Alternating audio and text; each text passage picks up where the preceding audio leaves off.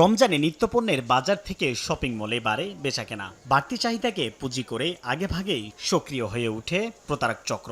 নানা উপায়ে ভোক্তা ঠকাতে কারসাজির আশ্রয় নিয়ে থাকে তারা। ঘটে দাম বাড়িয়ে মূল্য ছাড়সহ নানা অফার দেওয়ার ঘটনাও। এমন অভিজ্ঞতা থেকে এবার বিশেষভাবে মাঠে নেমেছে ভোক্তা অধিকার সংরক্ষণ অধিদপ্তর। অনেকদিন ধরে করতেছে আপনার ভোক্তা অধিদপ্তরের লোকেরা বিভিন্ন জায়গায় যেতেছে, বিভিন্ন জায়গা থেকে লোকদের ধরতেছে, কিন্তু মেইন যে যারা আছে তাদেরকে কিন্তু তারা ধরতে পারতেছে না। ভোক্তা অধিকারে জানানো উচিত আমাদের সবারই। তাহলে আস্তে আস্তে দেখা যাবে কি আমি এবং আরেকজনের যদি কমপ্লেন না দেয় তাহলে এই জিনিসগুলো কিন্তু আসলে বাড়তেই থাকবে দিন দিন।